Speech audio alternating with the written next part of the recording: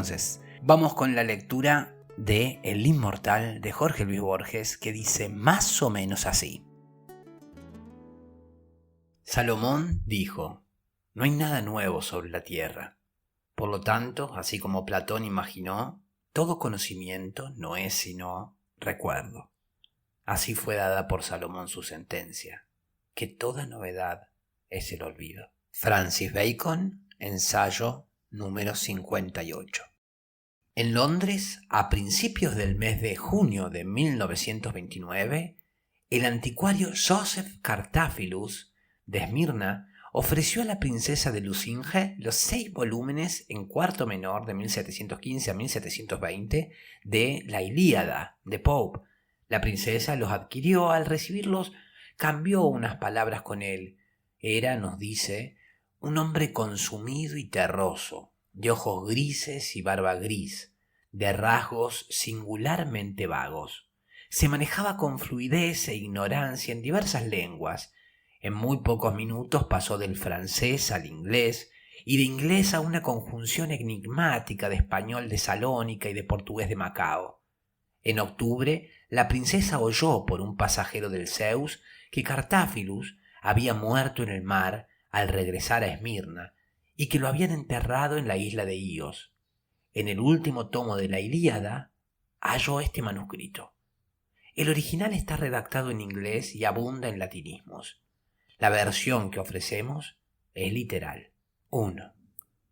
Que yo recuerde, mis trabajos comenzaron en un jardín de Tebas Hecatómpilos, cuando Diocleciano era emperador.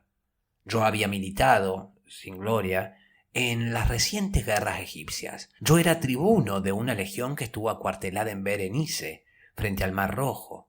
La fiebre y la magia consumieron a muchos hombres que codiciaban magnánimos el acero. Los mauritanos fueron vencidos. La tierra que antes ocuparon las ciudades rebeldes fue dedicada eternamente a los dioses plutónicos. Alejandría, debelada, imploró en vano la misericordia del César. Antes de un año las legiones reportaron el triunfo, pero yo logré apenas divisar el rostro de Marte. Esa privación me dolió y fue tal vez la causa de que yo me arrojara a descubrir por temerosos y difusos desiertos la secreta ciudad de los inmortales. Mis trabajos empezaron, he referido, en un jardín de Tebas. Toda esa noche no dormí, pues algo estaba combatiendo en mi corazón. Me levanté poco antes del alba. Mis esclavos dormían. La luna tenía el mismo color de la infinita arena. Un jinete rendido y ensangrentado venía del oriente. A unos pasos de mí rodó del caballo.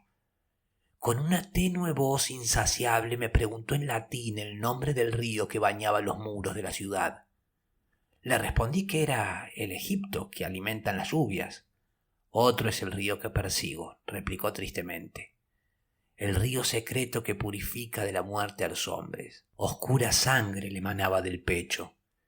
Me dijo que su patria era una montaña que está del otro lado del Ganges y que en esa montaña era fama que si alguien caminara hasta el occidente donde se acaba el mundo, llegaría al río cuyas aguas dan la inmortalidad. Agregó que en la margen ulterior se eleva la ciudad de los inmortales, ricas en baluartes y anfiteatros y templos. Antes de la aurora murió, pero yo determiné descubrir la ciudad y su río. Interrogados por el verdugo, algunos prisioneros mauritanos confirmaron la relación del viajero. Alguien recordó la llanura elisea, en el término de la tierra donde la vida de los hombres es perdurable. Alguien las cumbres donde nace el Páctolo, cuyos moradores viven un siglo. En Roma conversé con filósofos que sintieron que dilatar la vida de los hombres era dilatar su agonía y multiplicar el número de sus muertes. Ignoro si creí alguna vez en la ciudad de los inmortales. Pienso que entonces me bastó la tarea de buscarla. Flavio, procónsul de Getulia, me entregó 200 soldados para la empresa. También recluté mercenarios que se dijeron conocedores de los caminos y que fueron los primeros en desertar. Los hechos ulteriores han deformado hasta lo inextricable el recuerdo de nuestras primeras jornadas. Partimos de Arsinoe y entramos en el abrasado desierto. Abrazamos el país de los trogloditas, que devoran serpientes y carecen del comercio de la palabra. El de los garamantes, que tienen mujeres en común y se nutren de leones. El de los augilas, que solo veneran el tártaro. Fatigamos otros desiertos donde es negra la arena, donde el viajero debe usurpar las horas de la noche, pues el fervor del día es intolerable. De lejos divisé la montaña que dio nombre al océano. En sus laderas crece el euforbio, que anula los venenos. En la cumbre habitan los sátiros, nación de hombres ferales y rústicos inclinados a la lujuria. Que en esas regiones bárbaras donde la tierra es madre de monstruos pudiera albergar en su seno una ciudad famosa, a todos nos pareció inconcebible.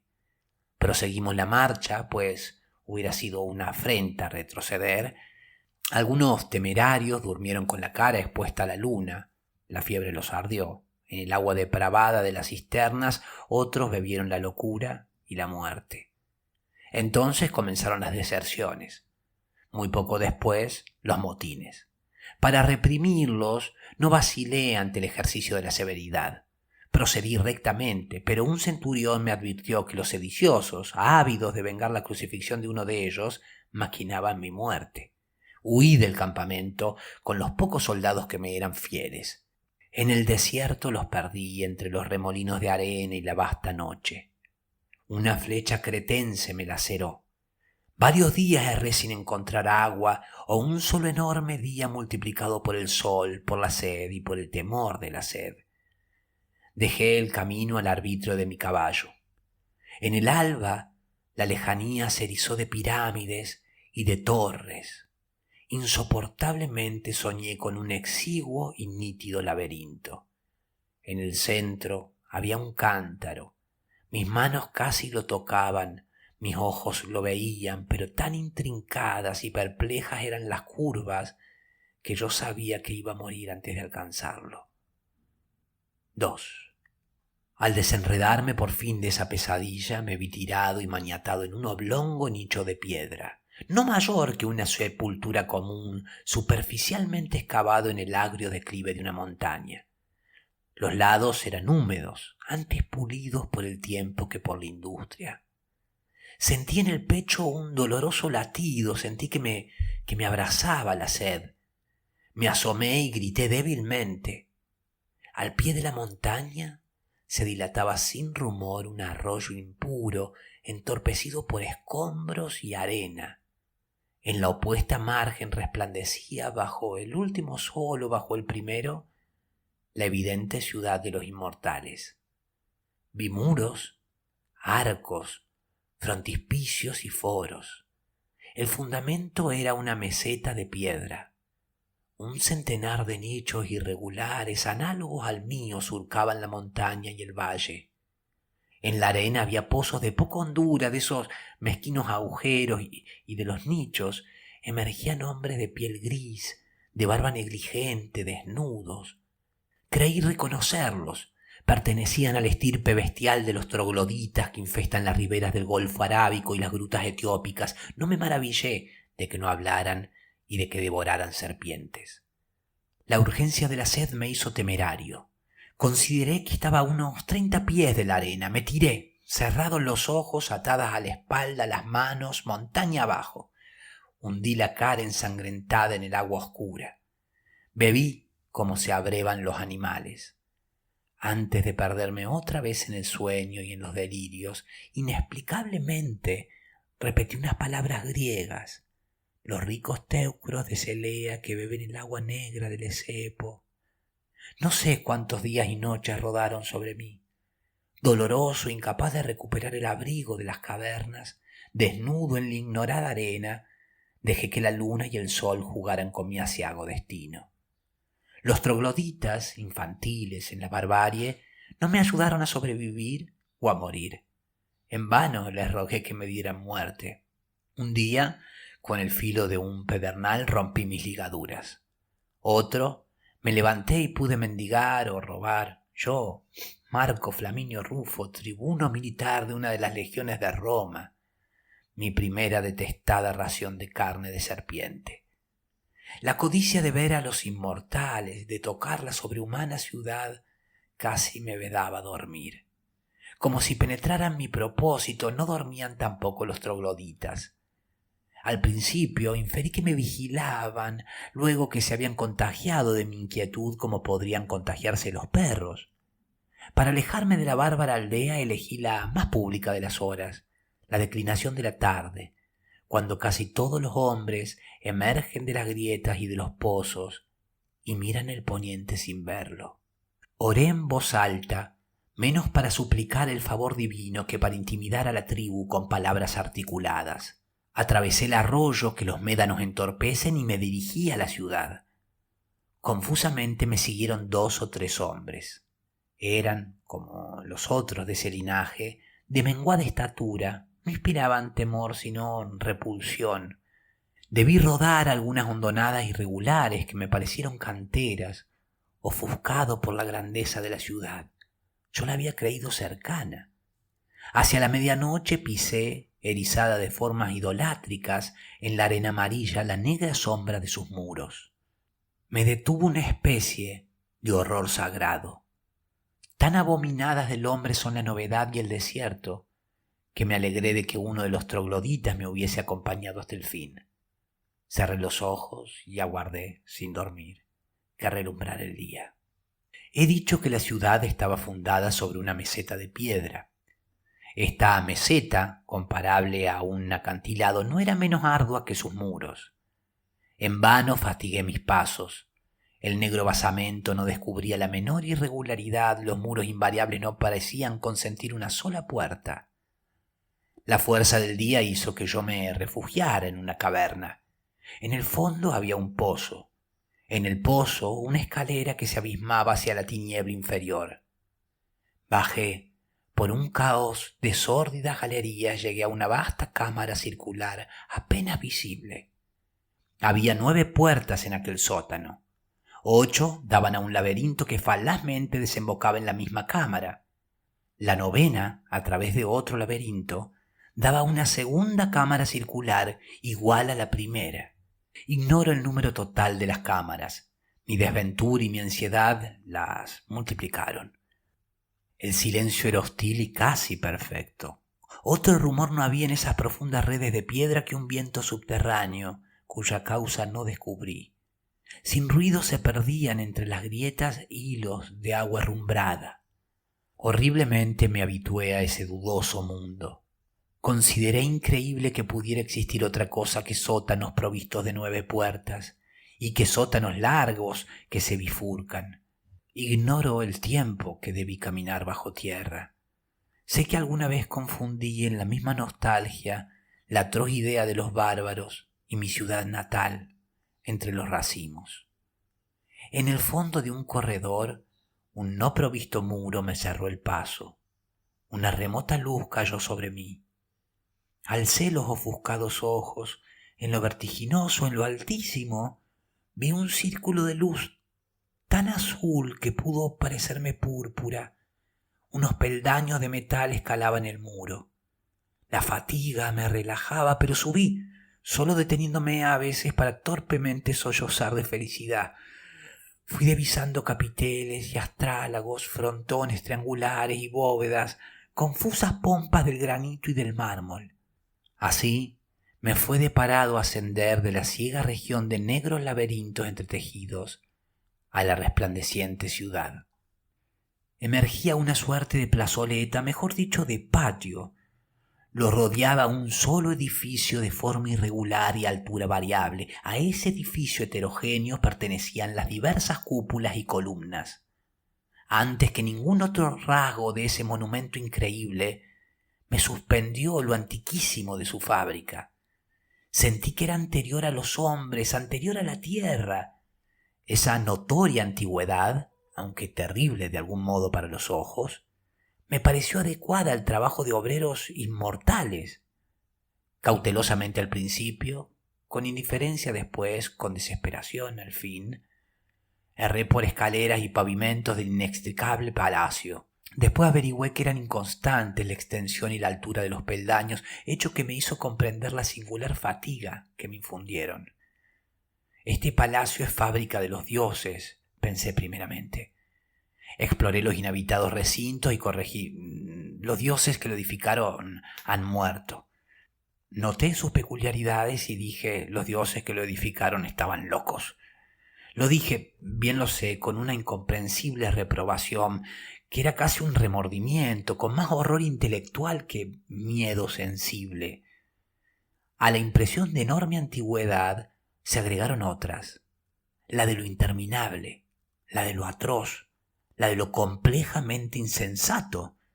Yo había cruzado un laberinto, pero la nítida ciudad de los inmortales me atemorizó y repugnó. Un laberinto es una casa labrada para confundir a los hombres. Su arquitectura, pródiga en simetrías, está subordinada a ese fin. En el palacio que imperfectamente exploré, la arquitectura carecía de fin. Abundaba en el corredor sin salida, la alta ventana inalcanzable, la aparatosa puerta que daba a una celda o a un pozo, las increíbles escaleras inversas con los peldaños y balaustrada hacia abajo, otras adheridas aéreamente al costado de un muro monumental, morían sin llegar a ninguna parte al cabo de 2 o 3 giros en la tiniebla superior de las cúpulas. Ignoro si todos los ejemplos que he enumerado son literales. Sé que durante muchos años infestaron mis pesadillas. No puedo saber ya si tal o cual rasgo es una transcripción de la realidad o de las formas que desatinaron mis noches. Esta ciudad, pensé, es tan horrible que su mera existencia y perduración, aunque en el centro de un desierto secreto, contamina el pasado y el porvenir y de algún modo compromete a los astros. Mientras perdure, nadie en el mundo podrá ser valeroso o feliz. No quiero describirla, un caos de palabras heterogéneas, un cuerpo de tigre o de toro en el que pulularan monstruosamente conjugados y odiándose dientes, órganos y cabezas pueden, tal vez, ser imágenes aproximativas. No recuerdo las etapas de mi regreso entre los polvorientos y húmedos hipogios. Únicamente sé que no me abandonaba el temor de que al salir del último laberinto me rodeara otra vez la nefanda ciudad de los inmortales.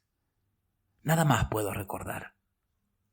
Ese olvido, ahora insuperable, fue quizás voluntario. Quizás las circunstancias de mi evasión fueron tan ingratas que en algún día, no menos olvidado también, he jurado olvidarlas. 3. Quienes hayan leído con atención el relato de mis trabajos recordarán que un nombre de la tribu me siguió como un perro podría seguirme hasta la sombra irregular de los muros. Cuando salí del último sótano, lo encontré en la boca de la caverna. Estaba tirado en la arena, donde trazaba torpemente y borraba una hilera de signos que eran como letras de los sueños que uno está a punto de entender y luego se juntan. Al principio creí que se trataba de una escritura bárbara. Después vi que es absurdo imaginar que hombres que no llegaron a la palabra lleguen a la escritura. Además, ninguna de las formas era igual a otra, lo cual excluía o alejaba la posibilidad de que fueran simbólicas. El hombre las trazaba, las miraba y las corregía. De golpe, como si le fastidiara ese juego, las borró con la palma y el antebrazo. Me miró, no pareció reconocerme. Sin embargo, tan grande era el alivio que me inundaba, o tan grande y medrosa mi soledad, que di en pensar que ese rudimental troglodita que me miraba desde el suelo de la caverna había estado esperándome. El sol caldeaba la llanura cuando emprendimos el viaje de regreso a la aldea.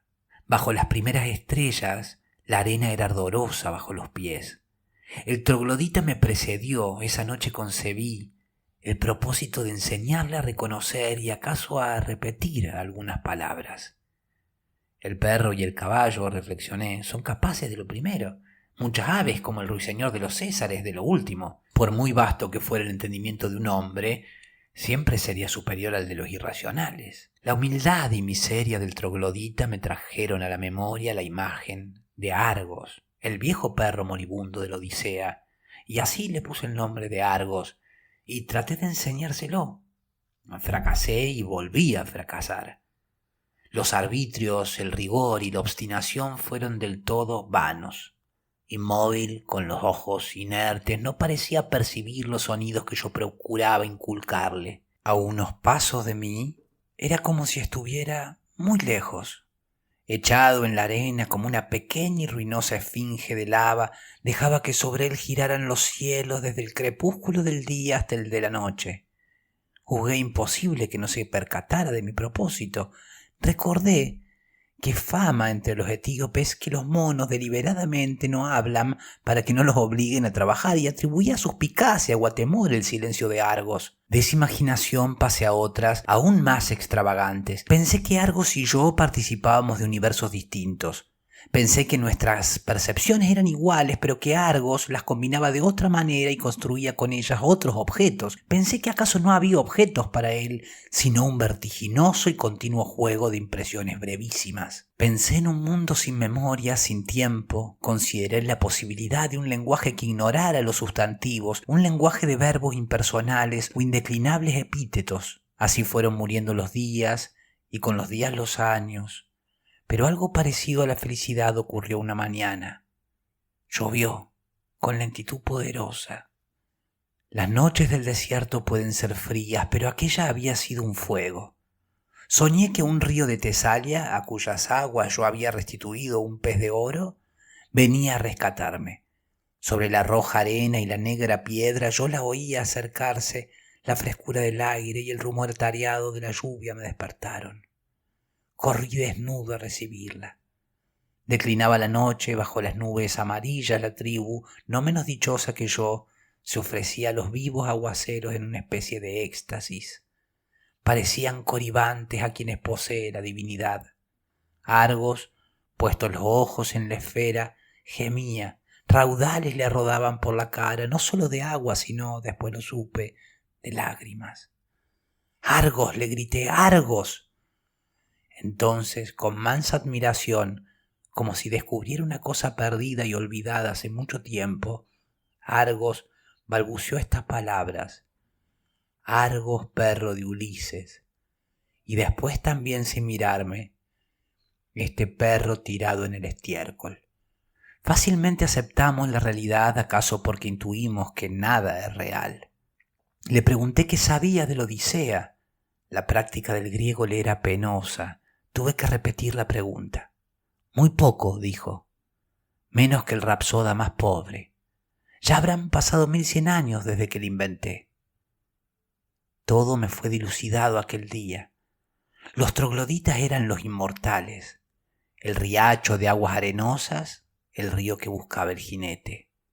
En cuanto a la ciudad cuyo nombre se había dilatado hasta el Ganges, 9 siglos haría que los inmortales la habían asolado. Con las reliquias de su ruina erigieron en el mismo lugar la desatinada ciudad que yo recorrí, suerte de parodia o reverso y también templo de los dioses irracionales que manejan el mundo y de los que nada sabemos, salvo que no se parecen al hombre. Aquella fundación fue el último símbolo a que condescendieron los inmortales. Marca una etapa en que, juzgando que toda empresa es vana, determinaron vivir en el pensamiento, en la pura especulación. Erigieron la fábrica, la olvidaron y fueron a morar en las cuevas. Absortos, casi no percibían el mundo físico. Esas cosas Homero las refirió como quien habla con un niño. También me refirió su vejez y el postrer viaje que emprendió movido como Ulises por el propósito de llegar a los hombres que no saben lo que es el mar, ni comen carne sazonada con sal, ni sospechan lo que es un remo. Habitó 1 siglo en la ciudad de los inmortales. Cuando la derribaron, aconsejó la fundación de la otra. Ello no debe sorprendernos, es fama que después de cantar la guerra de Irión, cantó la guerra de las ranas y los ratones. Fue como un dios que creara el cosmos y luego el caos. Ser inmortal es baladí. Menos el hombre, todas las criaturas lo son, pues ignoran la muerte, lo divino, lo terrible, lo incomprensible. Es saberse inmortal. He notado que, pese a las religiones, esa convicción es rarísima. Israelitas, cristianos y musulmanes profesan la inmortalidad, pero la veneración que tributan al primer siglo prueba que solo creen en él, ya que destinan todos los demás en número infinito a premiarlo o castigarlo. Más razonable me parece la rueda de ciertas religiones de Indostán. En esa rueda, que no tiene principio ni fin, cada vida es efecto de la anterior y engendra la siguiente, pero ninguna determina el conjunto. Adoctrinada por un ejercicio de siglos, la República de Hombres Inmortales había logrado la perfección de la tolerancia y casi con desdén. Sabía que en un plazo infinito le ocurren a todo hombre todas las cosas. Por sus pasadas o futuras virtudes, todo hombre es acreedor a toda bondad, pero también a toda traición por sus infamias del pasado o del porvenir. Así como en los juegos de azar las cifras pares y las cifras impares tienden al equilibrio, así también se anulan y se corrigen el ingenio y la estolidez, y acaso el rústico poema del Cid es el contrapeso exigido por un solo epíteto de las églogas por una sentencia de Heráclito. El pensamiento más fugaz obedece a un dibujo invisible y puede coronar o inaugurar una forma secreta. Sé de quienes obraban el mal para que en los siglos futuros resultara el bien, o hubiera resultado en los ya pretéritos. Encarados así, todos nuestros actos son justos, pero también indiferentes. No hay méritos morales o intelectuales. Homero compuso la Odisea. Postulado un plazo infinito con infinitas circunstancias y cambios, lo imposible es no componer siquiera una vez la Odisea. Nadie es alguien. Un solo hombre inmortal es todos los hombres. Como Cornelio Agripa, soy Dios, soy héroe, soy filósofo, soy demonio y soy mundo, lo cual es una fatigosa manera de decir que no soy. El concepto del mundo como sistema de precisas compensaciones influyó vastamente en los inmortales. En primer término, los hizo invulnerables a la piedad. He mencionado las antiguas canteras que rompían los campos de la otra margen. Un hombre se despeñó en la más honda. No podía lastimarse ni morir, pero lo abrazaba la sed. Antes de que le arrojaran una cuerda pasaron 70 años. Tampoco interesaba el propio destino. El cuerpo no era más que un sumiso animal doméstico y le bastaba cada mes la limosna de unas horas de sueño, de un poco de agua y de una piltrafa de carne.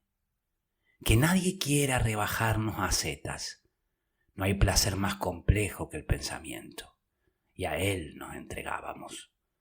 A veces un estímulo extraordinario nos restituía al mundo físico. Por ejemplo, aquella mañana el viejo goce elemental de la lluvia. Esos lapsos eran rarísimos, todos los inmortales eran capaces de perfecta quietud.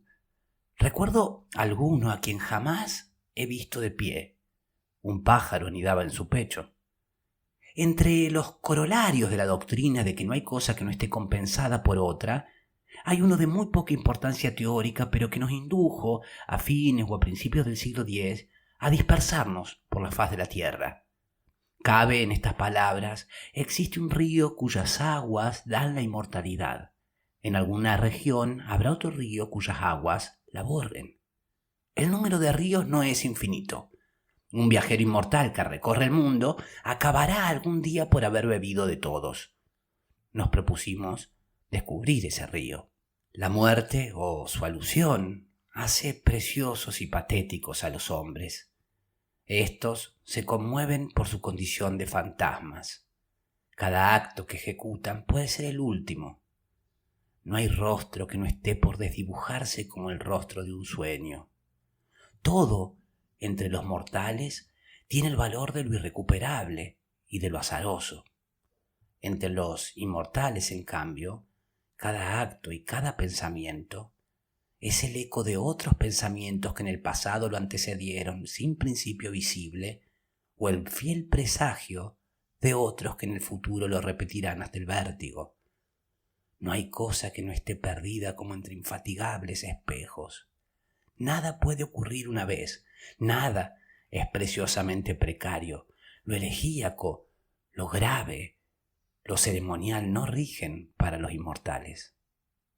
Homero y yo nos separamos en las puertas del Tánger. Creo que no nos dijimos adiós. 5. Recorrí nuevos reinos, nuevos imperios.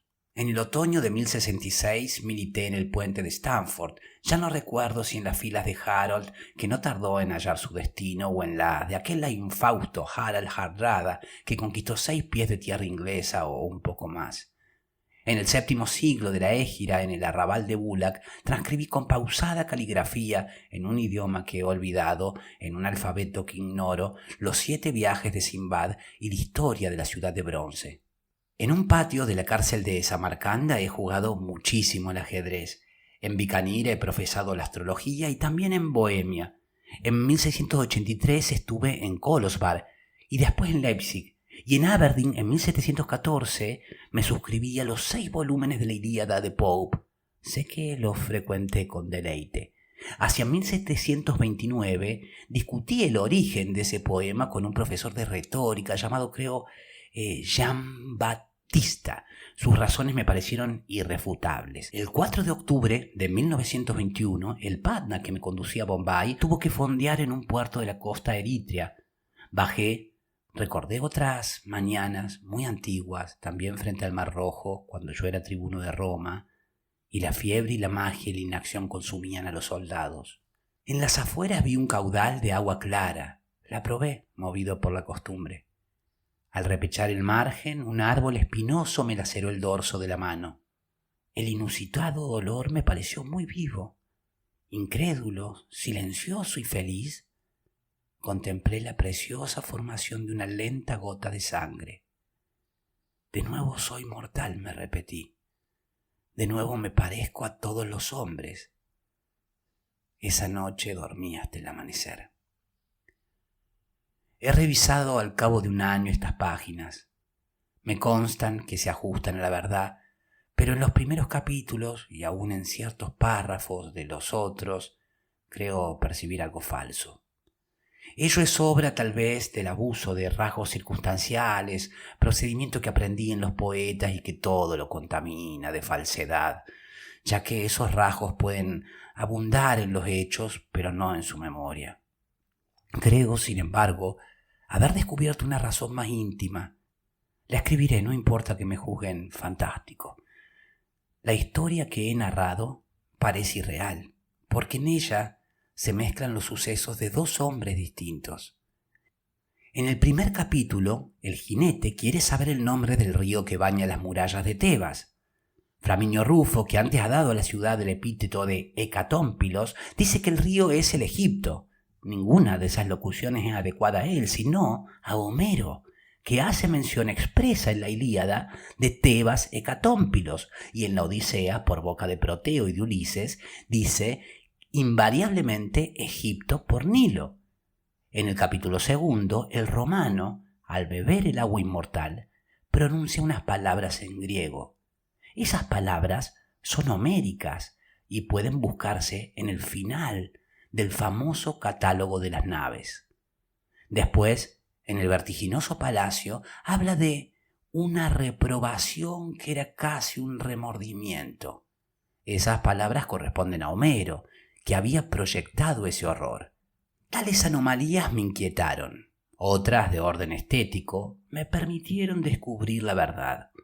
El último capítulo las incluye. Ahí está escrito que milité en el puente de Stamford, que transcribí en Bulak los viajes de Sinbad el Marino y que me suscribí en Aberdeen a la Ilíada inglesa de Pope. Se lee inter alia. En Bikanir he profesado la astrología y también en Bohemia. Ninguno de esos testimonios es falso. Lo significativo es el hecho de haberlos destacado. El primero de todos parece convenir a un hombre de guerra, pero luego se advierte que el narrador no repara en lo bélico y sí en la suerte de los hombres. Los que siguen son más curiosos. Una oscura razón elemental me obligó a registrarlos. Lo hice porque sabía que eran patéticos. No lo son dichos por el romano Flaminio Rufo, lo son dichos por Homero. Es raro que éste copie en el siglo XIII las aventuras de Sinbad, de otro Ulises, y descubra a la vuelta de muchos siglos en un reino boreal y un idioma bárbaro la forma de su Ilíada. En cuanto a la oración que recoge el nombre de Bikanir, se ve que la ha fabricado un hombre de letras ganoso, como el autor del catálogo de las naves, de mostrar vocablos espléndidos. Cuando se acerca el fin, ya no quedan imágenes del recuerdo, solo quedan palabras. No es extraño que el tiempo haya confundido las que alguna vez me representaron con las que fueron símbolos de la suerte de quien me acompañó tantos siglos. Yo he sido Homero. En breve seré nadie, como Ulises. En breve seré todos. Estaré muerto. Postdata de 1950. Entre los comentarios que ha despertado la publicación anterior, el más curioso, ya que no el más urbano, bíblicamente se titula A Coat of Many Colors, publicado en Manchester en 1948, y es obra de la tenacísima pluma del doctor Nahum Cordovero. Abarca unas 100 páginas, habla de los centones griegos, de los centones de la baja latinidad, de Ben Jonson, que definió a sus contemporáneos con retazos de Séneca, del Virgilius Evangelizans de Alexander Rose, de los artificios de George Moore y de Eliot, y finalmente de la narración atribuida al anticuario Joseph Cartaphilus. Denuncia, en el primer capítulo, breves interpolaciones de Plinio en Historia Naturalis, versículo 8, en el segundo de Thomas de Quincy, escrito en Britons, capítulo 3, página 439, en el tercero de una epístola de Descartes al embajador Pierre Janot, en el cuarto de Bernard Shaw, Back to the Matusalem, en capítulo 5, e infiere de esas intrusiones o hurtos que todo el documento es apócrifo. A mi entender, la conclusión es inadmisible. Cuando se acerca el fin, escribió Cartaphilus, ya no quedan imágenes del recuerdo, solo quedan palabras. Palabras, palabras desplazadas y mutiladas, palabras de otros. Fue la pobre limosna que le dejaron las horas y los siglos. Y ahí estuvo entre nosotros, visitándonos o invitándonos a sumarnos a este singular viaje a través del desierto de citas, mitos, eras y ficciones, Jorge Luis Borges con El Inmortal. Antes de irme, gracias a quienes hacen sostenible el podcast, participando de las actividades abonadas, y a quienes colaboran a través de contribuciones y aportes que hacen llegar por los distintos medios que dejo siempre en las notas de cada episodio. Y a quienes quizás no pueden colaborar con el podcast económicamente, pero desean hacerlo de alguna manera, apoyar el proyecto, pueden compartirlo en sus redes, por WhatsApp, con amigos, familiares. También eso se agradece un montón. Acá quedamos hoy, espero lo hayan disfrutado. Acá queda este episodio número 65 de Monstruos, Brujas y Magas, en donde deseo haberles aportado contenido que haya sido de su interés y haber sido buena compañía, y agradecerles porque ustedes han sido buena compañía para mí, y valoro mucho que me sigan acompañando para aprender, descubrir, redescubrir y, por qué no, encontrarnos en el camino de este alto viaje entre monstruos, brujas y magas. Lunes, que deseo arranque con todo de la mano de Georgie Boy, de Borges, a pleno. En el episodio de mañana vamos a comenzar con el análisis y la reflexión a partir de El beso de la mujer araña, de Manuel Puig, las antípodas. Eso será mañana, porque aquí quedamos hoy. Mi nombre es Facundo Rubiño, coordinador y creador de la Crespo Estudio, y quien les desea que hagan un muy buen día. Será entonces hasta mañana martes, pebetas, pebetes, para seguir con más Monstruos, Brujas y Magas a las 7:30 Argentina, por tu plataforma de podcast favorita.